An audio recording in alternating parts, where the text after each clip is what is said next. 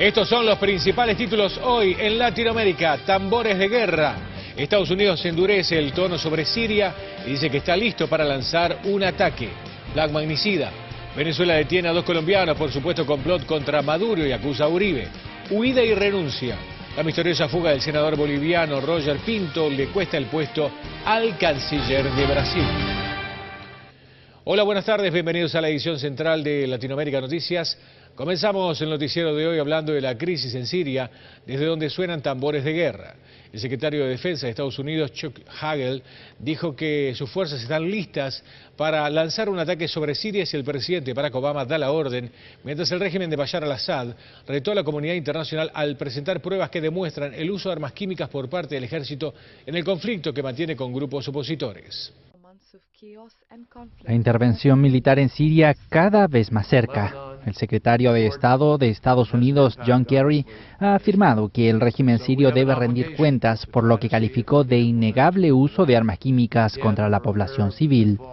El jefe de la diplomacia estadounidense aseguró que Estados Unidos esperará las investigaciones de la ONU sobre el ataque ocurrido el pasado 21 de agosto, que provocó la muerte de más de 1 millar de personas, pero que ya cuenta con pruebas adicionales que lo confirmarían. Tras el incidente sufrido al ser tiroteado por francotiradores, el equipo de las Naciones Unidas ha comenzado ya a recopilar pruebas en la zona donde supuestamente se produjo el uso de agentes químicos contra la población civil y que fue denunciado en Internet por testigos y organizaciones humanitarias. Por otro lado, Obama ha estado en contacto con sus aliados europeos y árabes ante la eventual intervención militar, para la que el Pentágono ya ha preparado varias opciones, que podría incluir la participación de 4 destructores movilizados en el mar Mediterráneo. Al mismo tiempo, Londres ya prepara un plan de contingencia ante una eventual acción militar contra Bashar al-Assad, quien ha retado a la comunidad internacional a presentar cualquier prueba que demuestre el uso de armas químicas por el ejército sirio. Pese a que la Casa Blanca endureció su tono sobre Siria, el mediador de Naciones Unidas en este conflicto, Ladjar Brahimi, opinó que la celebración de la conferencia de paz llamada Ginebra II es posible porque la comunidad internacional, así como el gobierno y la oposición siria, aceptan finalmente la posibilidad de una solución política. Brahimi, un diplomático argelino de carrera y especialista en conflictos en todo el mundo, también afirmó que las sospechas de que el uso de armas químicas contra civiles sirios constituye una muestra del peligro que representa esta crisis, no solo para este país, sino para la región y el mundo entero. En tanto, delegaciones de alto nivel de Estados Unidos y Rusia se reunirán el miércoles en La Haya con el fin de acercar sus posiciones e intentar fijar una fecha definitiva para Ginebra II, para el cual deberá superar su desacuerdo sobre la participación de Irán, un aliado vital para el gobierno sirio. Desde que se inició la guerra civil en Siria en marzo de 2011, han muerto más de 100.000 personas y casi 7 millones necesitan ayuda humanitaria de emergencia, según las últimas cifras de Naciones Unidas. Cambiamos de tema, nos vamos a Venezuela porque el gobierno de ese país hizo público el lunes el arresto a mediados de agosto de 2 ciudadanos colombianos en los que acusa de integrar una banda de sicarios contratados desde Miami para atentar contra la vida del presidente Nicolás Maduro, quien instó a su par estadounidense, Barack Obama, a pronunciarse sobre el supuesto plan desestabilizador contra Caracas. Bueno, acuérdense que yo vengo denunciando de que esta conspiración se viene urdiendo desde Miami en conexiones con Bogotá, y que Álvaro Uribe Vélez, sin duda alguna, tiene conocimiento de todas estas cosas que están ocurriendo aquí. Este Gancho Mosco es un hombre ligado al narcotráfico. Todo el mundo sabe, en Venezuela, en Colombia, en el mundo, que Álvaro Uribe Vélez es un hombre que está ligado y tiene control sobre el grupo de narcotraficantes, y no nos extraña en lo absoluto que sea él directamente, a través de indudablemente operadores, que le mande a Gancho Mosco, que es el jefe de esa gran organización de microtráfico que se desarrolla en Soacha, cercano a Bogotá, que dé las instrucciones para estos fines. Recuérdate que determinar las conexiones de la autoría intelectual con la autoría material es un trabajo que requiere tiempo. Culminamos este primer bloque de información hablando de la tensión entre Brasil y Bolivia tras la fuga del senador boliviano Roger Pinto, que le costó el puesto al canciller brasileño. El ministro de Relaciones Exteriores de Brasil, Antonio Patriota, renunció a su cargo a raíz de la misteriosa salida del opositor Pinto de la Embajada de Brasil en La Paz, donde había permanecido 15 meses, y su llegada al gigante sudamericano a pesar de no tener un salvoconducto.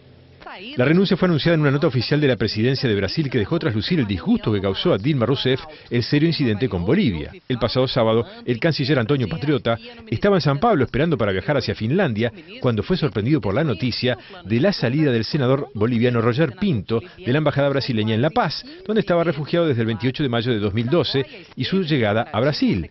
10 días después de entrar en la embajada, Pinto recibió de Brasil el estatus de asilado político, pero no podía salir de su país por la falta de un salvoconducto que Bolivia negaba con el argumento de que el senador debe responder ante la justicia de su país por más de 20 denuncias de presunta corrupción. El político boliviano abandonó la embajada de Brasil este domingo en un coche oficial escoltado por soldados brasileños y fue llevado por tierra hasta Corumbá, en el lado brasileño de la frontera. Desde allí voló hasta Brasilia en un avión privado enviado por el presidente de la Comisión de Relaciones Exteriores del Senado de Brasil, Ricardo Ferrazzo. A su vez, Eduardo Saboia, encargado de negocios de Brasil en La Paz, fue llamado a consulta en Brasilia por el incidente y declaró a la prensa que colaboró con la fuga de Pinto por razones humanitarias, porque había un riesgo inminente para su vida y una amenaza a la dignidad de una persona que definió como un perseguido político. Mientras tanto, el gobierno boliviano exigió explicaciones a Brasil por la fuga del senador, a quien calificó de prófugo.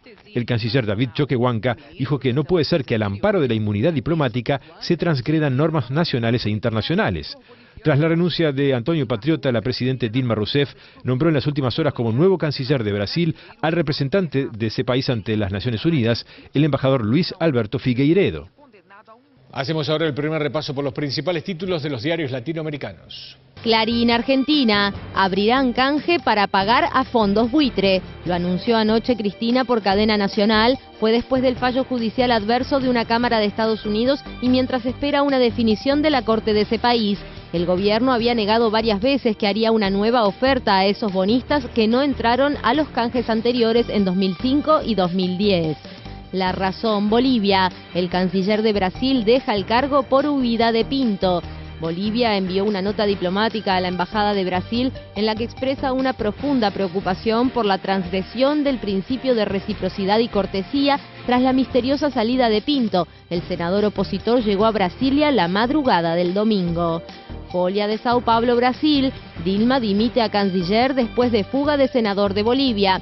Patriota cae luego de que el diplomático Saboia ayudara a opositor a llegar a Brasil. Asume embajador en la ONU. El Tiempo, Colombia. Santos acepta negociar con campesinos de 3 regiones. El mandatario viajó ayer a Tunja, donde hubo una nutrida manifestación, y acordó dialogar en Bogotá con agricultores de Boyacá, Cundinamarca y Nariño, los departamentos más afectados por el paro agrario, que ayer completó 8 días. Reforma México, confirma PGJDF narcovenganza. Niega, sin embargo, que el caso Heavens esté relacionado con el crimen organizado.